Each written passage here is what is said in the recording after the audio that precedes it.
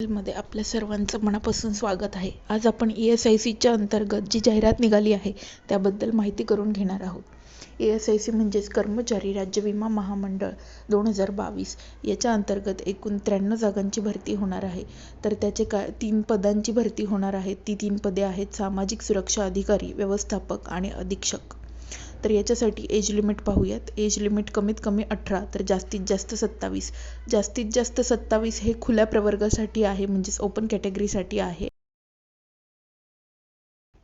तर SC आणि ST प्रवर्गासाठी 5 वर्ष एक्स्ट्रा दिलेले आहेत आणि OBC साठी 3 वर्ष एक्स्ट्रा दिलेले आहेत.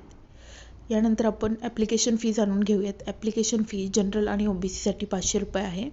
लेडीजसाठी SC, ST आणि PWD म्हणजेच पब्लिक वेलफेअर डिपार्टमेंटसाठी 250 रुपये आहेत. एक्स सर्व्हिसमॅन म्हणजेच माजी सैनिकांसाठी 250 रुपये ही ॲप्लिकेशन फी आहे. त्यानंतर आपण जाणून घेऊयात ESIC भरती 2022 याच्या ऑफिशियल वेबसाईटवरती गेल्यानंतर तुम्हाला अप्लाय कसं करायचं याचे सर्व लिंक मी डिस्क्रिप्शन बॉक्समध्ये सुद्धा दिलेले आहेत. महत्त्वाच्या तारखा जाणून घेऊयात. ऑनलाईन अर्ज करण्याची सुरुवातीची दिनांक म्हणजेच ऑनलाईन ॲप्लिकेशनची स्टार्टिंग डेट आहे 12 मार्च 2022 आणि शेवटची तारीख आहे 12 एप्रिल 2022. म्हणजेच 1 महिन्यापर्यंत टोटल आपण अप्लाय करू शकतो. यानंतर आता आपण ऑफिशियल जाहिरात पाहूयात. डिटेल्स ऑफ वॅकन्सीज दिलेल्या आहेत. जसं की मी तुम्हाला सांगितलं, सोशल सिक्युरिटी ऑफिसर, सामाजिक सुरक्षा अधिकारी, मॅनेजर ग्रुप 2 म्हणजेच व्यवस्थापक आणि सुप्रिटेंडंट म्हणजेच अधीक्षक या 3 पदांची भरती केली जाणार आहे ESIC तर्फे. डिटेल्स ऑफ वॅकन्सीज पाहूयात. कॅटेगरी वाईज अनरिझर्व म्हणजेच ओपन कॅटेगरीसाठी 43 वॅकन्सी आहेत आणि बाकीच्या कॅटेगरीसाठी SC, ST, OBC, EWS अशा टोटल 93 वॅकन्सीज आहेत. PWD साठी सुद्धा वेगवेगळ्या वॅकन्सीज नंबर दिलेले आहेत आणि एक्स सर्व्हिसमॅनसाठी 9 वॅकन्सी आहेत. अशा टोटल 93 आहेत. आणि प्लस खाली त्यांनी असं लिहिलेलं आहे की backlog vacancies 1 in category C and 1 in category D आणि E म्हणजे ज्या बॅकलॉग वॅकन्सीज ज्या पूर्वी भरण्यात आल्या नव्हत्या त्या 2 सुद्धा ॲड म्हणजे 93 + 2 म्हणजे 95 अशा टोटल वॅकन्सीज भरल्या जाणार आहेत. त्यानंतर आपण नेम ऑफ पोस्ट आणि त्याची काय रिक्वायरमेंट आहेत, त्यानंतर स्केल ऑफ पे काय आहे या सर्व गोष्टी जाणून घेऊयात. स्केल ऑफ पे म्हणजे तुम्हाला वेतन किती दिले जाणार आहे. पे लेवल असणार आहे 7th पे मॅट्रिक्स म्हणजे 7व्या वेतन आयोगानुसार तुमची सॅलरी दिली जाणार आहे. तर ती सॅलरी असणार आहे 44,900 ते 1,42,400 म्हणजे अराऊंड तुम्ही 70 ते 80,000 रुपये सॅलरी घेऊ शकता as per 7th central pay commission 7व्या वेतन आयोगानुसार. प्लस याच्यावरती तुम्हाला DA, HRA, DA म्हणजे डिअरनेस अलाउन्स ज्यालाच आपण मराठीत महागाई भत्ता म्हणतो, HRA असेल, हाऊस रेंट अलाउन्स म्हणजे जी राहण्याची सोय असेल त्यासाठीचा अलाउन्स असेल, ट्रान्सपोर्ट अलाउन्स असेल, अदर अलाउन्सेस असतील ते सुद्धा तुम्हाला वेळच्या वेळी दिले जातील. तर आता पुढे आपण जाणून घेऊयात इसेन्शियल क्वालिफिकेशन म्हणजे क्वालिफिकेशनची काही अट आहे का. तर degree of a recognize university preference will be given to graduate in commerce, law and management. म्हणजेच काय तर तुमच्याकडे बॅचलर डिग्री असली पाहिजे आणि त्यातल्या त्यात जर तुम्ही कॉमर्स ग्रॅज्युएट असाल, लॉ ग्रॅज्युएट असाल आणि मॅनेजमेंटमधून ग्रॅज्युएशन केलं असेल तर तुम्हाला प्रेफरन्स म्हणजे तुम्हाला आधी नंबर दिला जाईल. त्यानंतर working knowledge of computer including use of office suits and database म्हणजेच तुमच्याकडे कम्प्युटरचं जे बेसिक नॉलेज असतं ज्याला आपण MSc IT वगैरे म्हणतो तसं बेसिक नॉलेज हवं. तसेच including use of office suits and database म्हणजे ऑफिसेसमध्ये जे डाटाबेस यूज केले जातात, जे प्रोग्राम यूज केले जातात, जे प्रोग्राम्स यूज केले जातात त्याची एक बेसिक माहिती म्हणजे बेसिक नॉलेज तुम्हाला असणं फार गरजेचं आहे. त्यानंतर पुढे आहे एक्सपिरियन्स. 3 वर्षांचा एक्सपिरियन्स तुम्हाला गव्हर्नमेंट ऑर्गनायझेशन किंवा कॉर्पोरेशन किंवा शेड्यूल बँकमध्ये काम केलेला अनुभव, शेड्यूल बँक इत्यादी ठिकाणी 3 वर्षांचा अनुभव असेल गव्हर्नमेंट ठिकाणी काम केलेल्याचं तर ते डिझायरेबल एक्सपिरियन्स आहे. त्यानंतर पुढील सेगमेंट आहे नॅशनॅलिटी सिटिझनशिप जे की बेसिक असतं प्रत्येक गव्हर्नमेंट जॉबमध्ये. त्यानंतर subject of Nepal, subject of Bhutan असं आहे. त्यानंतर पुढे डिटेल्स आहेत ॲप्लिकेशन रजिस्ट्रेशन कसं करायचं आहे.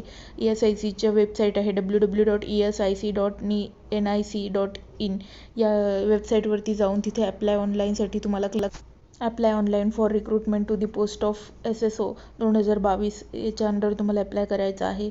त्यानंतर रजिस्ट्रेशनसाठी क्लिक हिअर फॉर रजिस्ट्रेशन दिलेलं असेल. या दोन्हीही लिंक मी तुम्हाला माझ्या डिस्क्रिप्शन बॉक्समध्ये दिलेल्या आहेत, त्यामुळे काळजी करण्याची काहीच गरज नाही. तुम्ही तिथे जाऊन क्लिक करू शकता. त्यानंतर पुढे आहे पेमेंट ऑफ फी. मी मगाशीच जसं सांगितलं की फी किती आहे, तर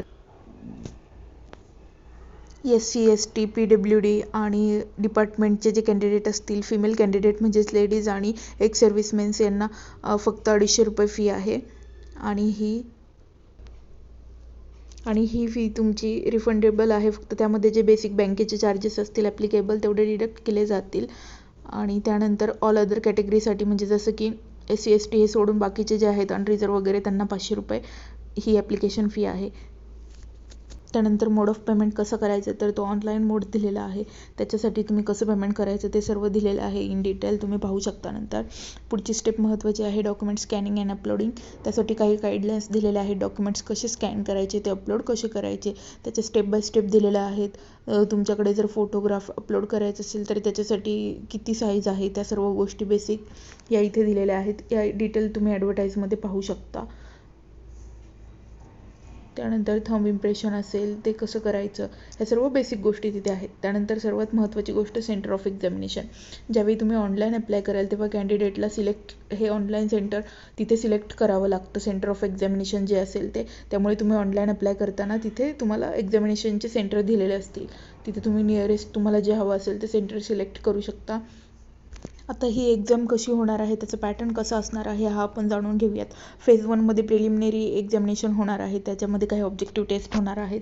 3 सब्जेक्ट आहेत त्यासाठी. एक इंग्लिश लँग्वेज, त्याच्यामध्ये 30 प्रश्न विचारले जातील, 30 मार्कांसाठी असेल. वेळ आहे 20 मिनटं आणि हे इंग्लिशमध्ये असेल. त्यानंतर सेकंड आहे रिझनिंग ॲबिलिटी आणि क्वांटिटेटिव्ह ॲप्टिट्यूड. तर रिझनिंग ॲबिलिटीसुद्धा तुम्हाला 35 मार्कांसाठी विचारले जाईल आणि त्याच्यासाठी लँग्वेज आहेत तुमच्या हिंदी आणि इंग्लिश, 2 भाषांमध्ये विचारले जातील.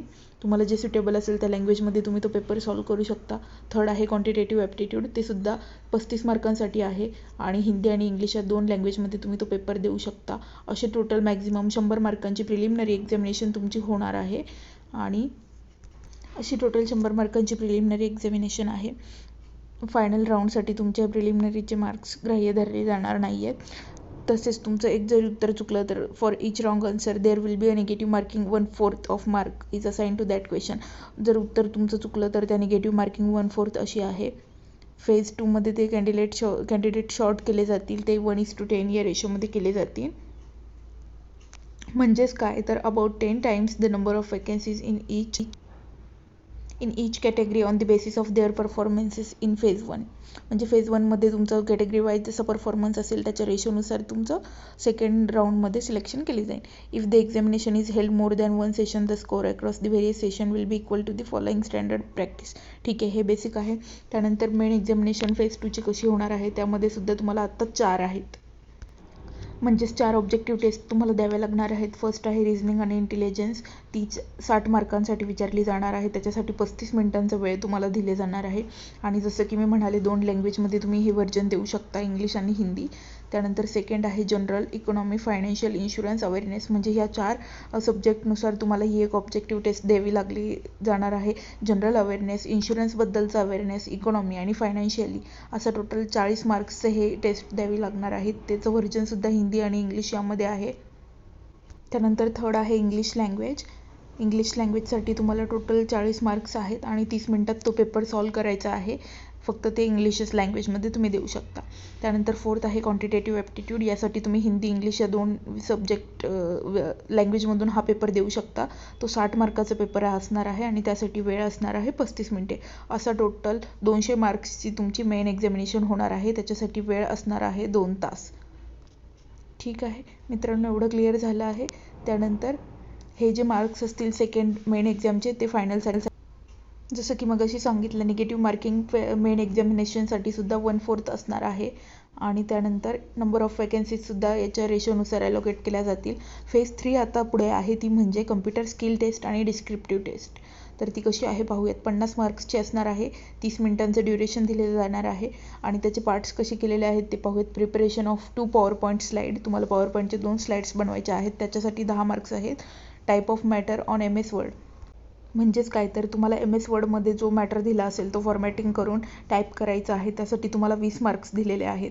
त्यानंतर थर्ड आहे preparation of table on MS Excel with the use of फॉर्म्युले. म्हणजे एक्सेलचे जे वेगवेगळे फॉर्म्युले असतात ते वापरून तुम्हाला MS एक्सेलमध्ये टेबल तयार करायचे आहेत. त्यासाठी तुम्हाला फॉर्म्युले येणे अत्यंत गरजेचे आहे. त्यासाठी 20 मार्क्स आहेत. जसं की मी मगाशी म्हणाले बेसिक कम्प्युटरचं नॉलेज हे मस्ट आहे तुम्हाला कुठल्याही गव्हर्नमेंट एक्झामिनेशनसाठी. तर इथे ती टेस्ट तुम्हाला देणे गरजेचे आहे. त्यानंतर पुढचा सेक्शन आहे डिस्क्रिप्टिव्ह पेपर इंग्लिश लँग्वेजमध्ये द्यायचा आहे. त्याच्यामध्ये लेटर रायटिंग आणि एसे रायटिंग असणार आहे. नंबर ऑफ क्वेश्चन 2 असणार आहेत. त्यासाठी 50 मार्क्स असणार आहेत आणि तुम्हाला इंग्लिशमध्ये हा पेपर द्यायचा आहे.